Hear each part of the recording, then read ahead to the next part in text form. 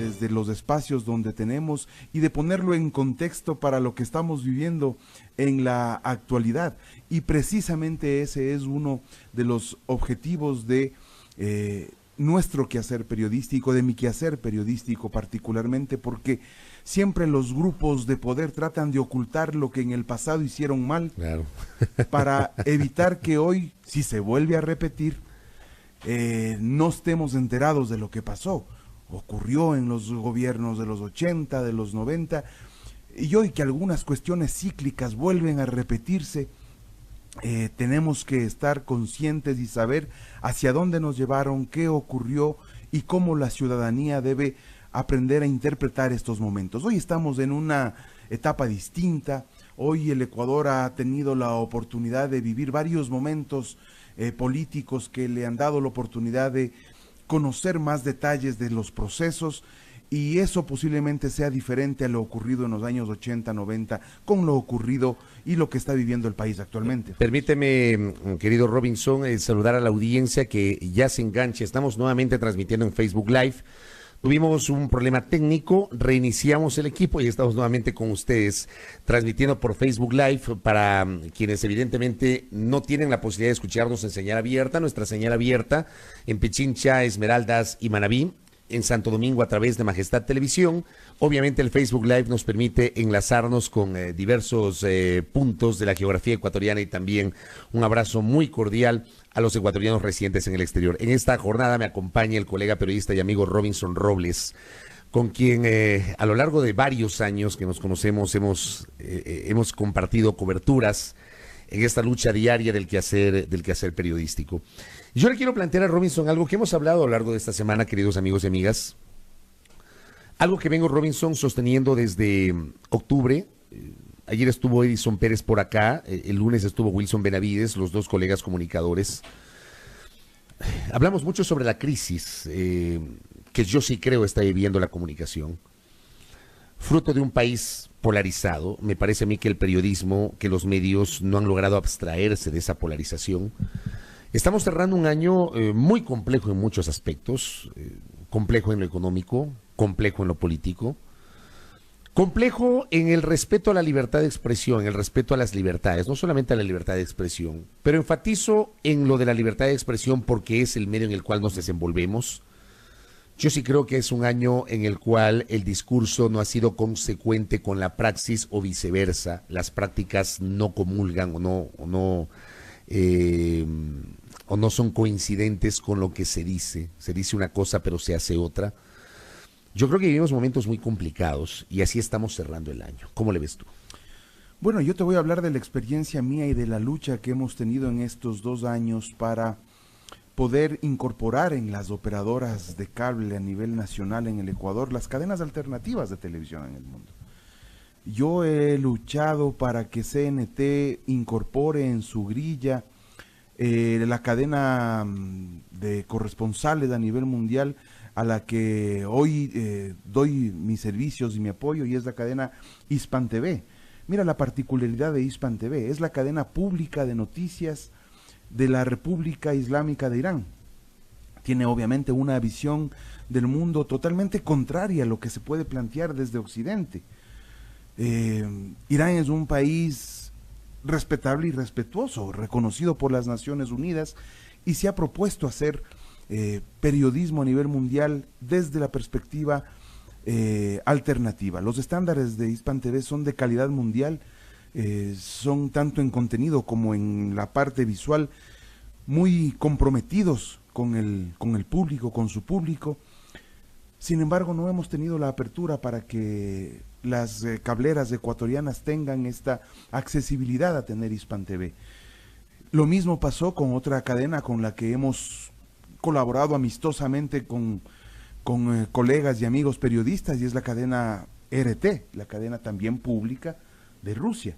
También se ha visto mermada en las posibilidades de salir al aire en el Ecuador. Recientemente un incidente donde CNT la sacó del aire de la noche a la mañana sin ninguna razón, y pese a los reclamos incluso diplomáticos que vinieron desde Rusia. ¿Hubo reclamos diplomáticos? Hubo reclamos diplomáticos. La viceministra de Relaciones Exteriores de Rusia emitió un comunicado y pidió que formalmente se pronuncie el Ecuador por qué retiraron de la televisora pública cablera gubernamental CNT estatal el canal RT, y Ecuador no ha respondido.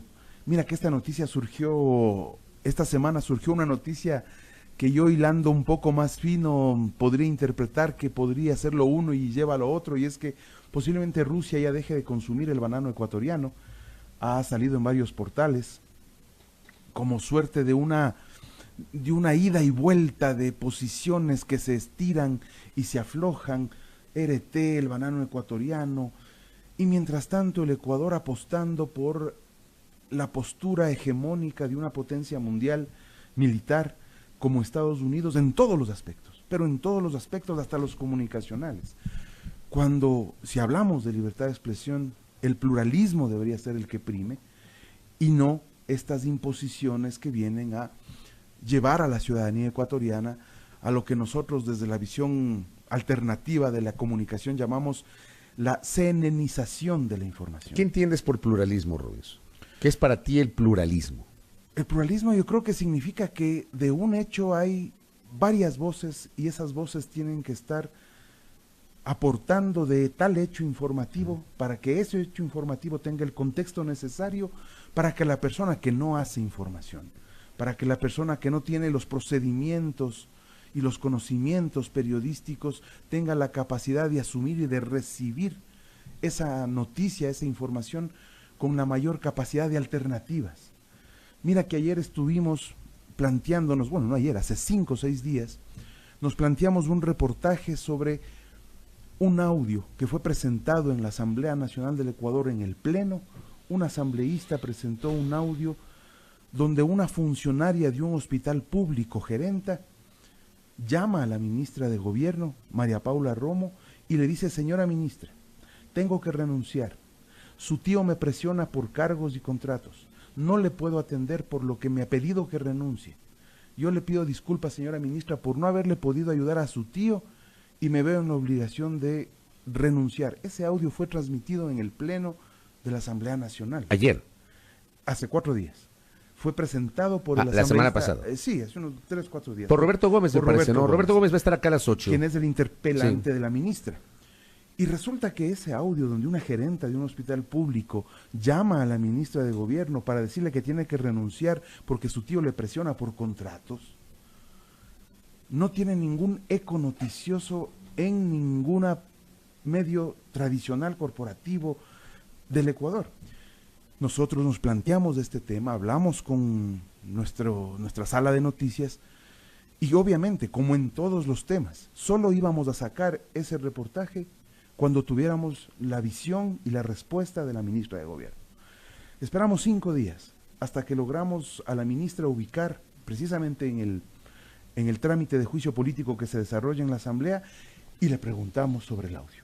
Y la ministra respondió lo que ella tuvo que responder. No fue nada contundente, esclarecedor, ni siquiera confirmó o negó. ¿Qué dijo la ministra? ¿Cuál fue la respuesta de la ministra? Ella no confirmó o negó que se trataba de su tío, el señor que increpaba a la funcionaria. ¿Admitió la veracidad del audio? Ella respondió y dijo que eso ha pedido a la presidenta de la Comisión de Fiscalización, que se ha sometido a investigación, que no tiene nada que ver con sus funciones y que si es que tiene ese audio que ser trasladado a otras instancias, ella estará dispuesta a responder. Nunca dijo si el audio era veraz o no, nunca dijo si su familiar estaba presionando o no a esa funcionaria de ese hospital y abrió las posibilidades de investigación. Entonces aquí es lo que vamos a que un hecho noticioso de tal magnitud no tiene la misma cobertura que otros hechos noticiosos de similar magnitud cuando se trata de un acto tan decidor como un audio donde aparece la voz de la ministra en una conversación tan delicada, ¿no? Claro, o sea, el tema es ¿cómo se filtró el audio? No lo sabemos. Yo pregunto a la ministra, no confirmó si el audio es real, no lo dijo, no abundó en detalles sobre eso. No abundó en detalles, más sin embargo, lo importante es que el audio ya fue puesto en conocimiento del Pleno de la Asamblea Nacional. y está como parte de las peticiones para que la Comisión de Fiscalización investigue. Solo esos dos hechos ya le hacen al audio relevante. Ya amerita que por lo menos alguna autoridad judicial asuma este audio como pesquisa para darle el tratamiento que corresponde y que esa pesquisa se eleve a determinar si es que hubieron, no se dice hubieron, se dice, si es que hubo. Ya te iba a corregir, ¿eh? Si es que ya hubo. te iba a saltar. O no, delitos. Y si es que hubo delitos que sean identificados y que sean puestos sobre la mesa. No pedimos más. Si pedir eso es irse contra el gobierno, atentar contra la estabilidad democrática, atentar contra un funcionario u otro, están equivocados de ellos. Y nosotros seguiremos haciendo lo mismo que hacemos desde hace casi 30 años, cuando pedíamos las aclaraciones y las exigencias necesarias. Mira que hace 30 años, en 1997, el señor Andrés Romo, quien era diputado por la provincia del Carchi, fue involucrado en el famoso caso Peñaranda. Él había sido acusado de recibir fondos públicos como parte de partidas para la compra de sistemas informáticos para escuelas y colegios de sus localidades. Esa fue la red Peñaranda. Claro, en el año 97, tras la caída de Bucarán, se develó esa red. Claro, en algún momento también yo relaté este episodio a los oyentes y a los televidentes. Antes de la Constitución del 98, resulta que los diputados de la República manejaban plata, manejaban recursos, manejaban partidas extrapresupuestarias. Usted, por ejemplo, tal vez los de mi generación y los de nuestra generación y los de la generación anterior a la nuestra, seguramente van a recordar que a veces uno recorría determinados sectores, se encontraba con la famosa canchita de uso múltiple, con el letrero obra gestionada por el diputado fulano de tal. Y en aquel tiempo, la Comisión de Presupuesto del Congreso era la más apetecida por los diputados. Porque claro, ahí es donde había esta distribución de partidas. Cuando cae Bucarán, en el año 97, nace el interinazgo del Arcón, se devela una red de corrupción integrada por, me parece, 17 o 18 legisladores, que en contubernio con un personaje de fuera del Congreso, el señor Peñaranda, se encargaban pues de manejar recursos para la adquisición de mobiliario, de bibliotecas y de equipos informáticos para establecimientos educativos. Exactamente. No todos fueron detenidos, algunos sí fueron y cumplieron una pena, otros fugaron. Todos estos diputados perdieron su carácter de tales, pero fue un escandalazo el del año 97, yo me acuerdo clarito. Mira que un amigo productor de Estados Unidos me llama y me dice, mira hermano, yo acá tengo ubicado a un señor que está buscado por la justicia ecuatoriana, que se llama el señor Peñaranda. Él vive en un barrio acá en Kendall y si tú quieres podemos hacer contacto para que tú vengas y lo busques. Y viajamos hasta Miami, ubicamos al señor Peñaranda. Ni siquiera la Comisión de Fiscalización lo había logrado hacer, ni la policía, vaya usted a saber por qué, cosas de nuestra justicia y nuestra política, pero nosotros dimos la dirección, el carro, la matrícula, dónde vivía, cómo vivía, solo nos faltó la entrevista que no nos quiso dar. Y regresamos con esa información y posteriormente Peñaranda fue apresado, traído al Ecuador y cumplió su pena y pasó lo que pasó. Entonces, en ese contexto apareció el nombre de Andrés Romo, que hoy también vuelve a aparecer en estos audios donde se investigan a la señora ministra. No es nuestra culpa, o sea, los hechos están ahí. O sea, ¿qué podemos hacer? Pero sí amerita una aclaración por parte de las autoridades. Y esa aclaración no la recibimos, ¿no? Y no recibimos este tipo de aclaraciones de temas tan complejos. Bueno, la ministra dice que eso no es parte del proceso de investigación en el juicio político. Y es verdad. Es verdad eso. Es verdad, eso no está sobre la mesa en el juicio político. Es más, ni siquiera en el juicio político es parte de la investigación los hechos atribuidos a las manifestaciones de octubre.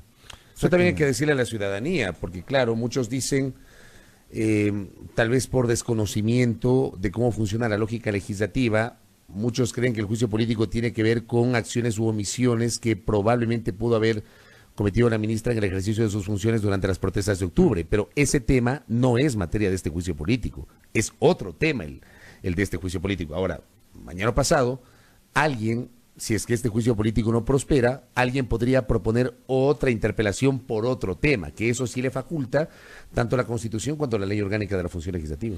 Entonces, mira que la comparecencia de la ministra el día lunes a la Comisión de Fiscalización parecía, a mi criterio, algo muy fuera de tono, desatinado, porque la ministra Romo llegó a defenderse por más de 4 horas de la inseguridad carcelaria, de un femicidio y de su falta de acción frente a las decisiones policiales. Eso ha ocurrido, eso ocurrió. Pero nunca se habló después de los hechos de octubre de todo el vendaval que se ha encendido, incluso a nivel ya de Naciones Unidas, que pide investigar posibles abusos desproporcionados de la fuerza. Recordemos que en el Ecuador hubieron 11 víctimas, se habla de 12 víctimas, otros hablan de 9 víctimas, la ministra dice que fueron muertes accidentales, defensores de derechos humanos dicen que fueron víctimas de represión, hay personas que perdieron su ojo, que perdieron parte de su rostro, que han quedado con discapacidades, y eso no está sobre la mesa en este proceso de fiscalización, lo cual es absolutamente llamativo y sorprendente, y esperamos que si esto se eleva a nivel del Pleno de la Asamblea Nacional se ponga sobre la mesa también estos elementos, porque sí amerita pues que una ministra de gobierno que estuvo al mando de las operaciones, estuvo al mando de la parte política de las operaciones de sus policías, que responda sobre los acontecimientos de octubre, Fabricio. Eso es un baño de verdad que necesita el Ecuador y que se trata de ocultar por todos los medios, incluso socapados por los espaldarazos de Almagro desde la OEA, que viene a felicitar al presidente del Ecuador diciendo que trató el tema con la corrección necesaria. Antes de que haya las investigaciones, ya vino Almagro a felicitar al presidente Moreno. Tú cómo, tenemos pausa, ¿no? Déjame hacer una pausa rapidito, por favor. Tenemos que cumplir con un compromiso publicitario. Estamos aquí en la tertulia con Robinson Robles, colega, periodista y amigo. Gracias por la interacción de los oyentes y también de los televidentes a través de la transmisión de Facebook Live, y también nos pueden escuchar en la señal abierta de Majestad FM, aquí en A Primera Hora. Volvemos en segundos.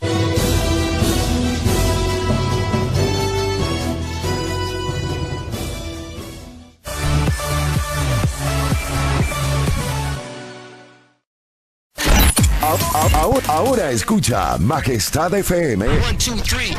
Ahora escucha Majestad FM en el canal 3 de TVNet.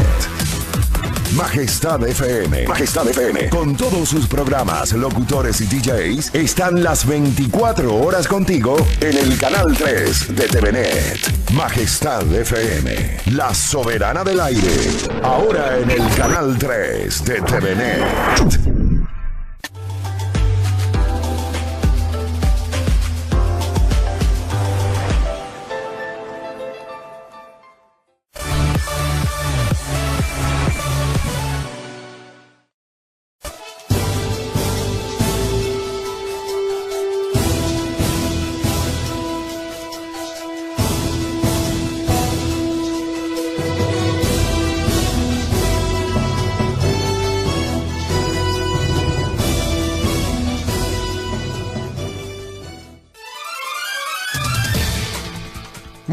Muy bien, seguimos, gracias por la interacción, gracias por los comentarios, seguimos en nuestra tertulia con el colega y amigo Robinson Robles. Hace minutos, Robinson, di lectura a una nota, y tú bien anotabas las investigaciones que se han dado, que se están dando en torno a los hechos ocurridos en octubre. En El Comercio hoy se publica el hecho de que el paro nacional se investiga en 5 frentes. Se habla ahora del Consejo de Participación Ciudadana y Control Social, que el día de hoy va a recibir al Defensor del Pueblo.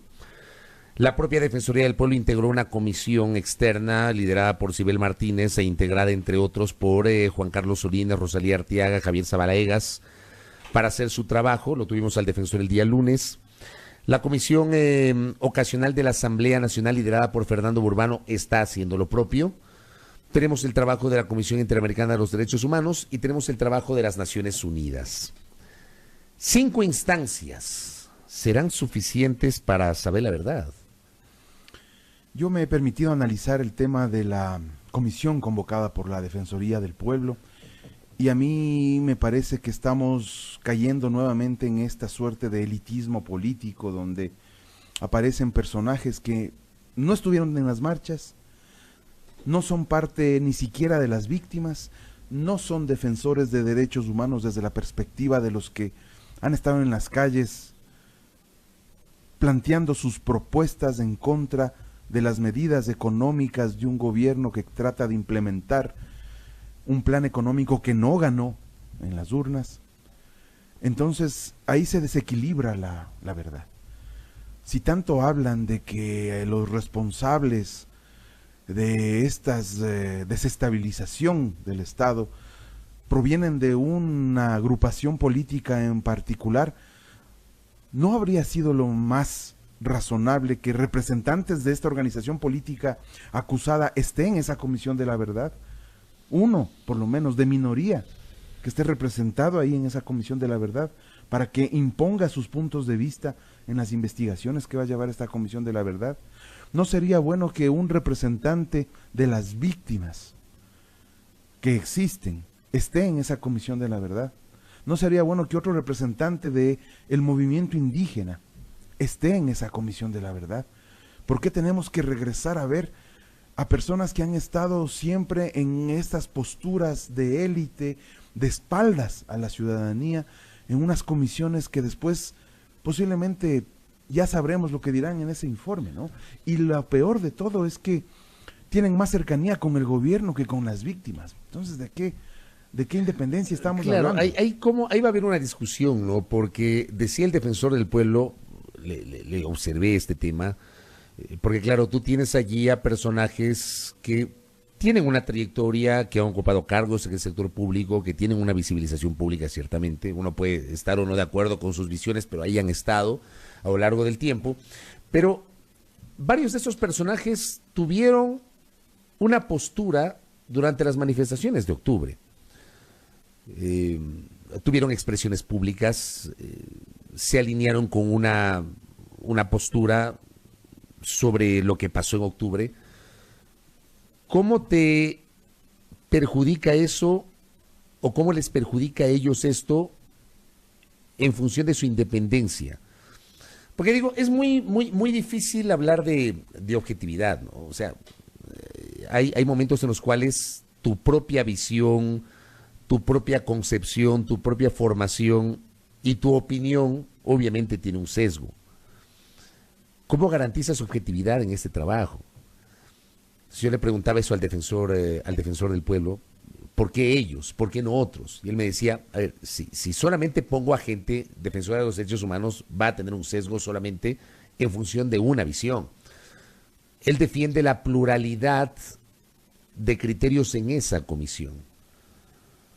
Pero sí te queda, digamos, en el ambiente este aspecto que tú acabas de mencionar, en el sentido de que allí falta alguien, uno, al menos uno, que sea defensor de los derechos humanos, que probablemente represente a las víctimas, que tenga una visión distinta, tal vez más alejada o más independiente del discurso oficial sobre lo que pasó en octubre. Yo he sostenido que lo de octubre es un episodio extremadamente triste, pero al mismo tiempo fue el episodio más violento de los últimos 40 años de vida democrática del país. Mira que esto no lo habíamos visto ni en la caída de Lucio, ni en la caída de Maguad, ni en la caída de Bucaram, ni cuando implementaba las medidas económicas Sixto Durán Ballén. Yo estaba revisando los archivos, estoy lanzando una serie de todo lo que significó las medidas económicas del gobierno de Sixto Durán Ballén y su vicepresidente Alberto Dajic, y ellos impusieron esta ley de modernización del Estado, este Consejo de Modernización del Estado, que de frente era para privatizar las empresas estratégicas, las telefónicas, las eléctricas, y de frente atentó contra los derechos laborales, y de frente pretendió subir el IVA al 18% en el año de 1994-95.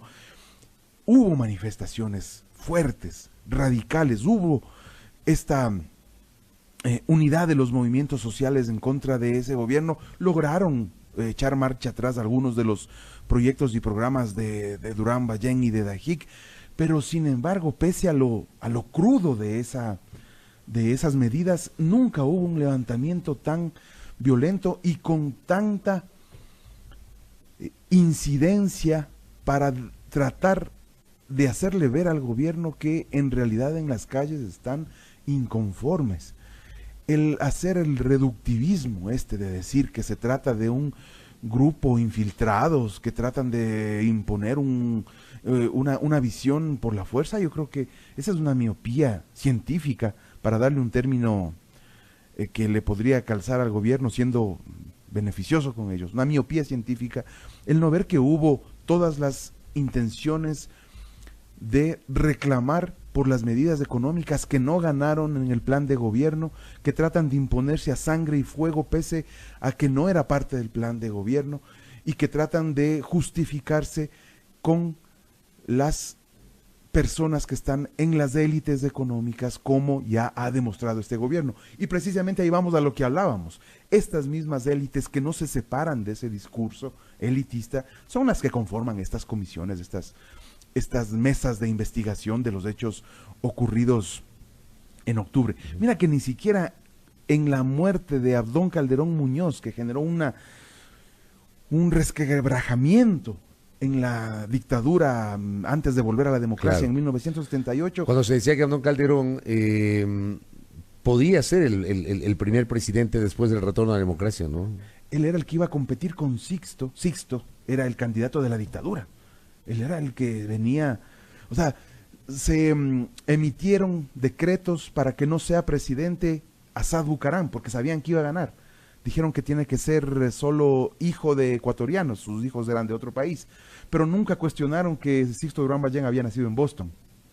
Sin embargo, Sixto Durán Ballén fue el candidato de la dictadura pinochetista, de la dictadura afín a Estados Unidos, afín a la CIA, y surgía el nombre de Abdón Calderón Muñoz, quien terminó siendo primero confinado por cuestionar a la dictadura y después asesinado y muerto. Nunca contaron con que el caldo, el cultivo popular se había sembrado precisamente en lo que representaba el populismo de Don Buca, que bastó con que él nombre a su sobrino, Jaime Roldós, para que gane las elecciones. Cuidado, mucho ojo, que esa afición popular por el legado de Don Buca, después de haber sido gobernador, alcalde, diputado y luchador contra las dictaduras, claro, lo llevaron a que él ponga gane las elecciones. Pese a que Sixto Durán Ballén tenía todo el aparataje estatal de la dictadura que salía. Entonces, tampoco ahí se vio tal nivel de manifestación popular en el Ecuador. Así que alerta a los gobernantes, tienen que estar alerta. Los signos y los símbolos que nos da la ciudadanía son claros y la historia es cíclica. ¿Cuántas veces lo hemos analizado desde esa perspectiva? Y reducirse a decir que tal o cual partido quiere desestabilizar el gobierno, eso ya es cuento de años atrás. Lo mismo decía Hurtado, lo mismo decía... El único que no decía que quieren desestabilizar al gobierno, ¿sabes quién fue? Y que se plantaba duro y afrontaba el tema. Era León Febres Cordero. Él nunca dijo aquí se trata de desestabilizar al gobierno como para tratar de justificar un enfrentamiento contra la oposición. Él lo iba, lo enfrentaba y lo decía. Esa franqueza era un poco como válida pese a su visión un poco también elitista de la historia y de la vida, ¿no? Sí, claro, eso te recoge. ¿Cómo cerramos el año? ¿Cómo le ves tú desde el punto de vista político y económico? Ya dejando el tema de la libertad de expresión, haciendo esta remembranza sobre lo que pasó en los últimos tiempos, lo de octubre. ¿Cómo sientes que llegamos a diciembre, Robinson? Bueno, yo siento que el gobierno ha quemado sus fusibles y sigue funcionando con los fusibles quemados. ¿A qué me refiero yo? Tiene una ministra de gobierno y un ministro de defensa que han requerido sus renuncias o su recambio desde octubre para acá con más intensidad. Y no lo ha hecho. Eso desgasta la imagen de un gobierno que, como dijimos, vivió una de las épocas o una de las manifestaciones más crudas y fuertes en la historia del Ecuador. Sin embargo, no ha tenido la sensibilidad de separar de sus cargos a quienes comandaron los aparatajes de represión en los casos que amerite desde la desde el gobierno. Primer punto en discordia. Segundo punto en discordia, otro fusible quemado que sigue quemado y que no le permite salir adelante es la perspectiva económica. Si tú tienes un decreto ejecutivo 883 que promovía la eliminación de los subsidios y provoca lo que provocó y hace que se revea y se regrese para atrás con el decreto 883, significa que el Frente Económico no planteó bien las circunstancias, tuvieron para dialogar 2 años, más de 2 años, y plantear que este decreto estaba en camino, pero no, fue de sopetón, de la noche a la mañana, aconsejado por el ministro de Finanzas, Richard Martínez, y lo mandaron y tuvieron que recular con todo lo que ocurrió. Claro, pero verás que el tema del decreto, nosotros también lo comentamos en su momento aquí, yo creo que el tema del decreto y la decisión de ir hacia una eliminación de los subsidios a los combustibles fue una decisión de última hora, porque de lo que conocemos, no es un invento nuestro, aquí nos dijo el presidente de la Cámara de Industrias y Producción de Pichincha, Pablo Zambrano, hasta el lunes 30 de septiembre, el propio sector empresarial conocía que la intención del gobierno era proponer a la Asamblea el aumento del IVA del 12 al 15%. Y Pablo Zambrano nos dijo, a Alexis y a mí en este espacio, que ellos se enteraron y les cayó de sorpresa el conocer que el Ejecutivo no iba a proponer este tema a la Asamblea. Está claro que no iba a tener votos en la Asamblea para elevar el IVA, pero que ellos no sabían que se iban a decantar por una revisión de los precios de los combustibles. Ahí se utilizaron una serie de términos pomposos, tú recuerdas, en aquellos días.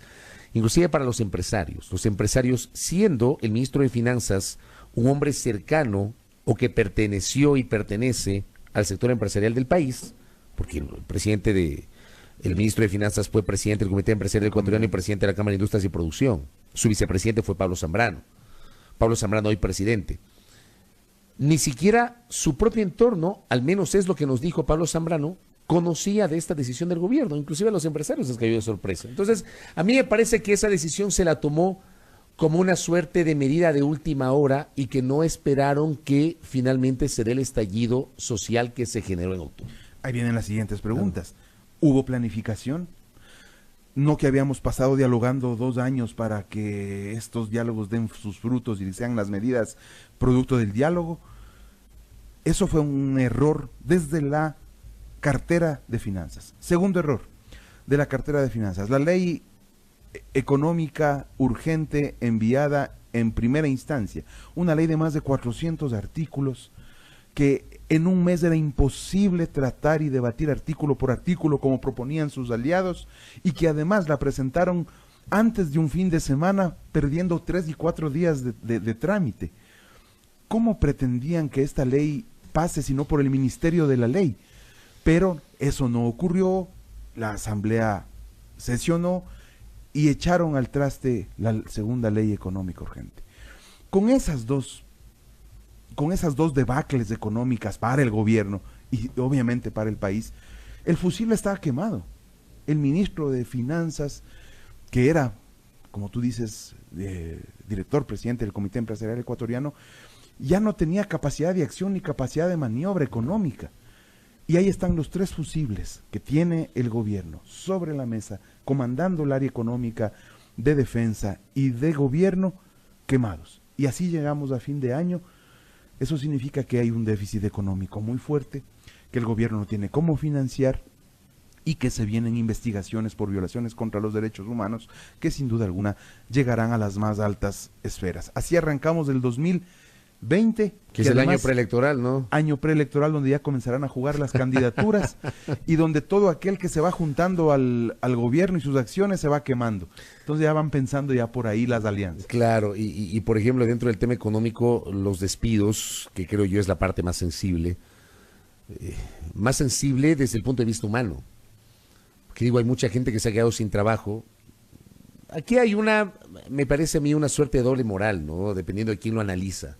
Gente que dice, el aparato burocrático es muy grande, es muy pesado, hay que disminuirlo. Entonces, el término o el eufemismo que se utiliza es la optimización del sector público. La optimización no es más que despidos, la reducción del aparato del Estado. Yo, ¿qué es lo que sostengo? Y he dicho públicamente aquí, yo me ratifico en eso.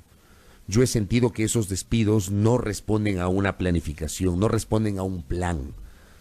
Yo creo que esos despidos responden a la coyuntura y responden a la necesidad fiscal del sector público. Porque al final del día esa gente que pierde su trabajo es gente que te deja de consumir, es gente que ya no contribuye a dinamizar la economía, es gente que lamentablemente va a incrementar la cartera vencida, por ejemplo, del Banco del IES, gente que tal vez tenía su relación de dependencia, tenía su seguridad laboral, una persona de clase media que a través del BIES logró acceder a una vivienda, se queda sin trabajo y ya no puede pagar. O sea, este efecto o esta consecuencia no te la analizan todos los especialistas en materia económica. Dicen, sí, hay que reducir el aparato del Estado. Ya, todos estamos de acuerdo en que hay instituciones que deben ser reducidas. Pero ¿qué haces con la gente que se queda sin empleo? El sector privado, está claro, no tiene la capacidad para acoger a ese inmenso número de ecuatorianos que dejaron el sector público producto de un despido. Luego, el sector privado, que este es un tema no menor. Hay muchas empresas que están atadas de pies y manos porque no saben cuál va a ser el esquema tributario todavía, ni el esquema laboral que va a regir el próximo año. Y hay gente que dice, no voy a contratar hasta que no se define el tema laboral. Entre abril y mayo le anunciaron al país un acuerdo entre un segmento de los trabajadores sindicalizados, el gobierno y el Comité Empresarial Ecuatoriano, que ya había un proyecto de reforma laboral. Estamos 4 de diciembre y ese proyecto no ha sido enviado a la Asamblea. Escuché y leí que el ministro del Trabajo ha señalado que luego del trámite de la reforma tributaria en la Asamblea, entiendo que la próxima semana será el segundo y definitivo debate y se aprobará, se enviará a la Asamblea el paquete de reforma laboral. Pero esa discusión va a tomar su tiempo. Entonces, no le da certezas al sector privado. No le da certezas. Y aquí hay gente que dice, bueno, dedícate a emprender. ¿Emprender en qué? O sea, esta creo que es una palabra tan mal empleada en los últimos tiempos. Conviértete en emprendedor. ¿Qué es un emprendedor? Hay espacios para emprender, yo no dudo que los ecuatorianos tenemos capacidades para emprender, sin duda. Pero digo, las reglas del juego te permiten con la misma facilidad con que la gente dice, bueno, dedícate a emprender y ponte tu negocio. Las reglas del juego te permiten hacerlo, te estimulan eso. El problema es que el ser emprendedor, no todos nacen con esas habilidades. Pero si tuviéramos un sistema educativo que desde la escuela al colegio enseñara a los chicos el manejo de microeconomía, de emprendimientos y todo, otro sería el cantar, pero es un proceso que posiblemente tome 30 años el comenzar a enseñar a nuestros chicos cómo manejar un tema económico de emprendedores. No es que aparece un gobierno de la noche a la mañana y dice, todos nos iluminamos y somos emprendedores. Yo creo que eso es una cuestión desesperada. A mí lo que me preocupa realmente es que hay empresarios buenos, honestos, que contratan, que ponen el hombro por el país, pero hay otros que se encargan de desacreditar al Estado, de desacreditar al gobierno, de tomar actitudes políticas para que sean sus sectores los que tengan privilegios en el manejo del Estado. Y ahí hay un error, mi estimado Fabricio. El error es que hay empresarios, grandes empresarios, que dicen que el Estado obeso tiene que votar gente. Tomen, ahí están las medidas económicas, que además son muy coincidentes a las medidas económicas planteadas por el Fondo Monetario Internacional. Son muy coincidentes, donde el Estado tiene que endeudarse, donde la inversión pública y estatal es menospreciada, donde todo lo que tiene que ver con obra pública es estigmatizada con corrupción, donde todo lo que significa dar trabajo a la gente desde el Estado y desde el gobierno es comparado con un exceso de burocracia, y donde solo la parte empresarial y la parte ellos son los predestinados a dar trabajo, a dar impulso a la economía, a ser los motores de la producción.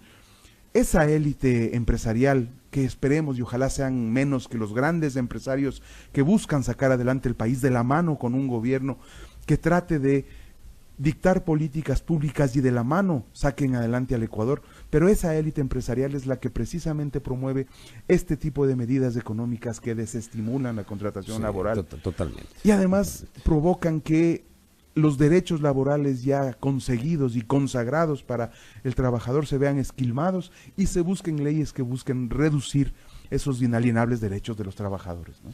¿Tú le ves futuro a la reforma laboral? Tú que ahora tú sigues haciendo periodismo de calle. ¿Tú le ves futuro a la reforma laboral? Yo lo que veo es que el gobierno está debilitado tanto en su credibilidad como en su capacidad de acción, y eso se reproduce también en el legislativo.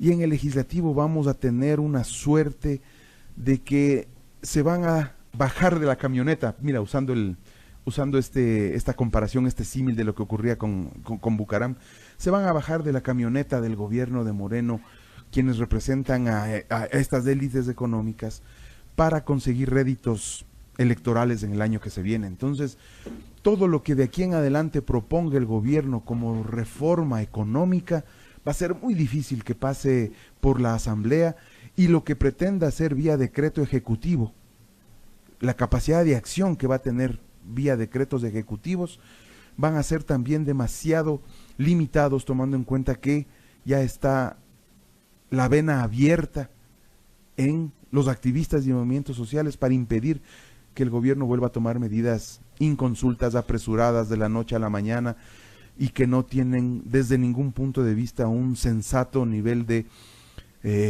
postura popular para el Ecuador. Sí, de acuerdo. Yo estoy de acuerdo contigo, y es parte de lo que yo he pensado. ¿Cómo andas de tiempo?